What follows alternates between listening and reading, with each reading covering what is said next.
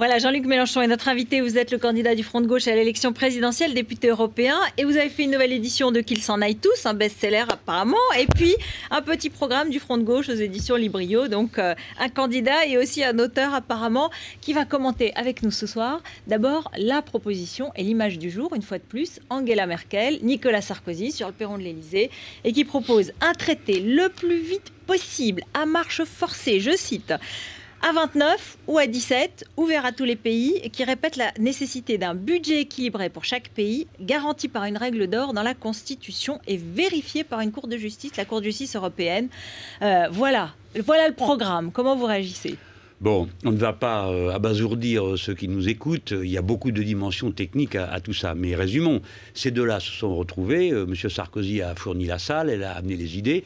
Et ils ont mis au point une proposition de traité qui, en réalité, reprend toutes sortes de choses qui avaient déjà été décidées, mais qui étaient inapplicables. Et ce traité a une caractéristique. C'est un traité autoritaire. Donc, dorénavant, les nations sont corsetées.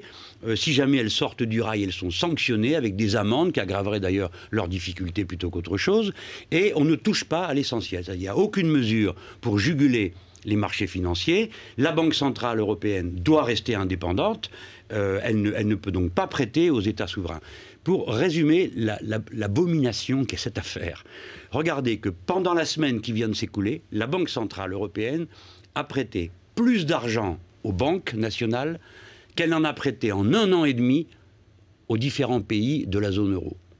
Vous vous rendez compte ? D'un côté, pour les États souverains, on les serre à la gorge, pour les banques, grande libéralité. Voilà ce qu'est ce traité. Une sorte d'institutionnalisation de la dérive autoritaire de l'Europe au profit de une vision complètement libérale, et puis c'est tout. Jean-Luc Mélenchon, Angela Merkel a gagné ce soir, elle a porté les idées, vous avez dit. Nicolas Sarkozy a prêté la salle, je vous cite. Ça veut dire que la France est sous tutelle allemande ? Non, il faut faire attention avec les mots. Vous savez qu'en ce moment, il y a des paroles qui dépassent la mesure, qui s'échangent. Désapprouvez ? Totalement. Parce que moi, je condamne Mme Merkel parce que c'est une libérale, pas parce qu'elle est allemande.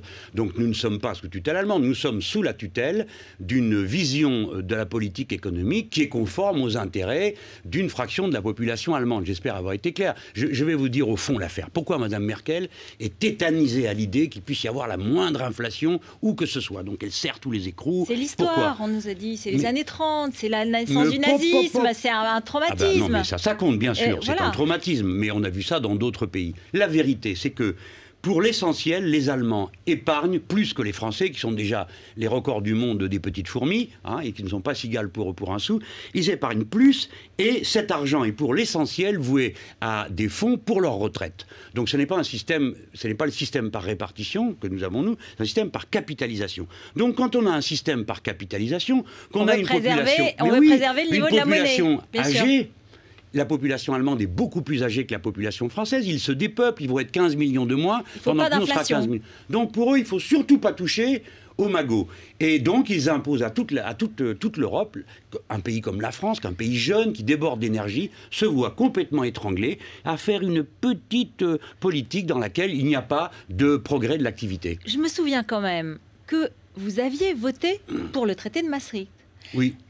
Or, d'une certaine façon, ce budget à 3%, qu'on nous explique qu'il faut absolument respecter dans les clous, c'est l'application du traité de Maastricht. Vous avez raison. C'est juste simplement ça qu'on n'est pas arrivé à faire, et on nous dit il faut prendre les moyens et il faut s'y forcer. Donc vous devriez être d'accord. Mais Madame Elkrieff, allons.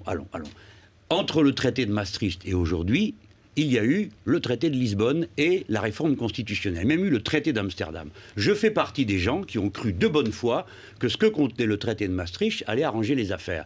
Moins d'1 an et demi après, j'ai compris que c'était une vue de l'esprit. J'ai donc voté contre le traité d'Amsterdam et contre le traité constitutionnel. Et à l'heure à laquelle nous parlons, c'est nous qui avons voté non au traité constitutionnel qui avions raison. Cette politique conduit à l'étranglement de toute l'activité de l'Europe et au seul profit de la rente. Ceux qui ont voté oui et qui ont voté ensuite oui au traité de Lisbonne, c'est-à-dire l'UMP, l'essentiel des Verts, le parti radical de gauche, mais pas le reste de tous les socialistes, puisque certains ont voté, les socialistes ont voté pour, dont François Hollande, ceux-là ont eu tort, voilà. Et nous avons eu raison. Vous savez, à un moment ou à un autre, il faut aussi reconnaître aux gens la part d'intelligence qui leur revient. C'est pas toujours les mêmes qui ont raison. Justement, François Hollande, il était devant le SPD aujourd'hui et il a défendu l'idée du couple franco-allemand, mais un couple franco-allemand de gauche, un couple franco-allemand socialiste. Pourquoi pas? Mais si c'est pour faire la même chose, ça ne sert à rien. Je l'ai vu féliciter M. Steinheimer, qui est un bonze social-démocrate, qui était pour l'alliance avec les libéraux, donc ça lui crée un lien, puisque lui est pour l'alliance avec M. Bayrou. Et surtout, François Hollande a dit quelque chose d'essentiel, qui a été confirmé par Manuel Valls et par tous les autres. Il est pour l'indépendance de la Banque Centrale Européenne. Donc tant qu'on ne touche pas à ce monument, à cette vache sacrée qu'est l'indépendance de la Banque Centrale Européenne, on ne changera aucune des règles du jeu. D'ailleurs, il est lui pour la règle d'or. Vous savez le reproche qu'il a fait à la règle d'or. Il a dit que ce que proposait M. Sarkozy n'était pas assez contraignant. Voilà le reproche qu'il lui a fait. Donc pour vous, dans le fond, ce que vous dites, c'est que François Hollande et Nicolas Sarkozy, c'est le même combat. Non, ce n'est pas le même combat. L'un est à gauche et membre d'un parti socialiste, l'autre est à droite. Donc oui, mais pour vous, dans le fond, c'est la même chose. C'est peut-être même pire, si vous permettez. On a le sentiment à vous écouter que pire que Nicolas Sarkozy, c'est François Hollande tenté par François Bayrou. C'est ça? Non, ça, c'est une construction qui... vous méprenez sur ce que je suis en train de dire. Pour ma part, j'ai l'intention de faire perdre M. Sarkozy et pas de le faire gagner.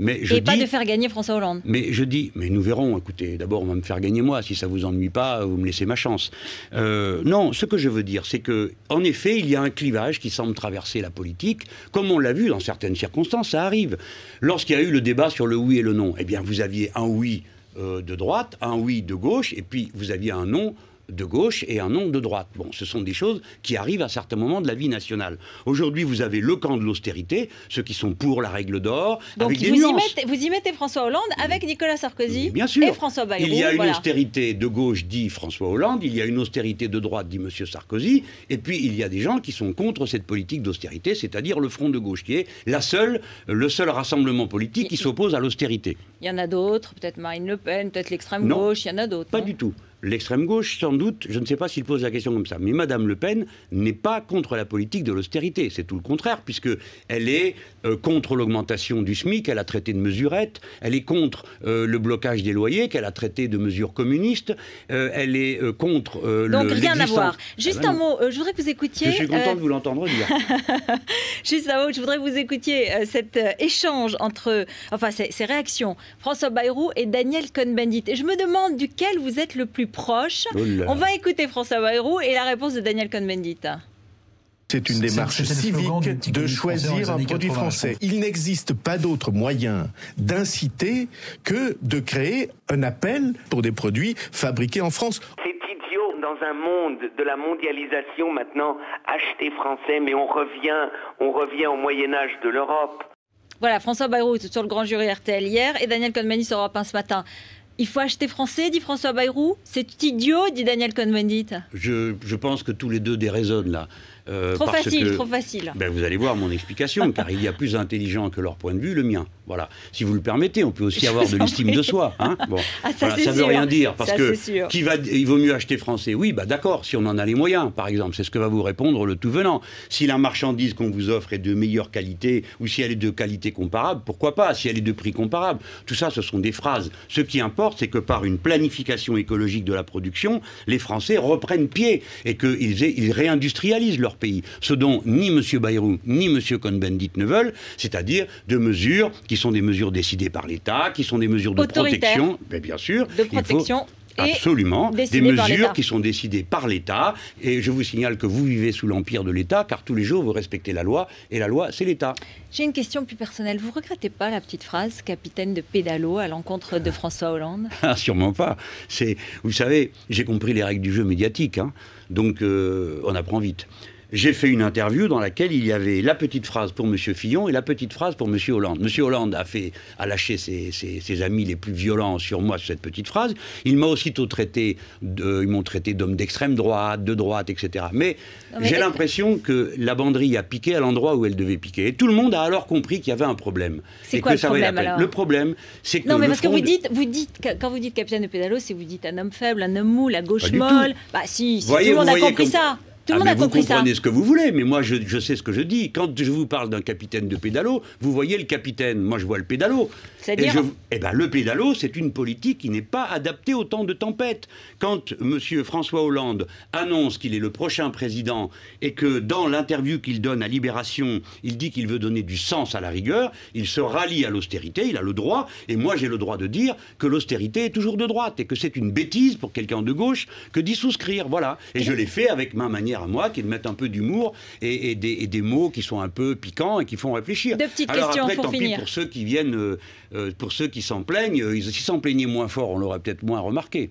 Deux questions pour finir. Vous critiquez donc souvent François Hollande, mais vous êtes d'accord avec lui sur... Je critique aussi beaucoup M. Sarkozy, mais vous ne m'en parlez pas. Ah, si, j'ai entendu, vous l'avez fait au début de l'émission. Et vous êtes d'accord avec lui sur le fait qu'il ne faut pas abandonner le nucléaire, il l'a répété plusieurs fois. Aujourd'hui, Greenpeace a fait une opération commando dans une centrale. Dit ça, moi. Qu'est-ce qui vous fait... Ah bon, moi je n'ai pas dit que j'étais pour abandonner le nucléaire. Non, justement, j'ai dit vous êtes d'accord avec lui sur le fait qu'il ne faut pas l'abandonner complètement. Nous ne sommes pas du tout d'accord sur le sujet. Vous êtes pour l'abandonner? Pas du tout, nous avons trouvé une autre solution. Nous croyons que tout le monde dans ce pays est partagé sur cette affaire. Donc nous fixons deux objectifs. Sortie des énergies carbonées, c'est très important et très lourd. Et deuxièmement, un référendum, c'est-à-dire la proposition numéro 38 des 110 de François Mitterrand, adoptée par le peuple et jamais appliquée. Qu'est-ce que vous pensez de l'opération commando de Greenpeace aujourd'hui ? Écoutez, ils ont mis le doigt à un endroit qui pose problème à tout le monde. Je veux dire qu'on soit pour ou contre le nucléaire, personne n'est d'accord pour que la situation soit telle qu'on puisse s'introduire comme ça dans une centrale nucléaire. Et je ne veux pas faire peur à tous ceux qui nous écoutent, mais le jour où ils poseront la question de savoir quel est au juste ce qui est le plan prévu dans le cas où il y aurait, par malheur, ce que je ne souhaite pas, un dysfonctionnement à la centrale de nos gens, vous arrêterez immédiatement de dormir. Je vais vous dire ce qui est prévu. On ouvre le barrage de l'Aube et on met toute la flotte dans la Manche. Point final, il n'y a rien d'autre de prévu. Jean-Luc Mélenchon, vous êtes d'accord avec l'appel à la grève de ce syndicat, Jacques CFDT, des conducteurs, 4 week-ends pendant les vacances de Noël Je ne me mêle pas. C'est une décision de fond, du front de gauche, des stratégies syndicales. Jamais. Donc les syndicats décident comme ils l'entendent, d'après les mandats de leurs syndiqués. Il peut m'arriver d'avoir un avis, mais en général, je le garde pour moi. Mais puisque vous m'amenez sur ce sujet, j'appelle tous ceux qui m'écoutent le 13 décembre à se rallier sous les bannières de leurs syndicats pour protester contre l'austérité. Merci Jean-Luc Mélenchon d'être venu sur le plateau de BFM TV. Restez avec nous juste après le journal de Jean-Ami Baudot. C'est notre duel du lundi soir. Alain Madelin, Jean-François Kahn. On va continuer à parler de ce traité européen et de François Hollande en Allemagne. À tout de suite.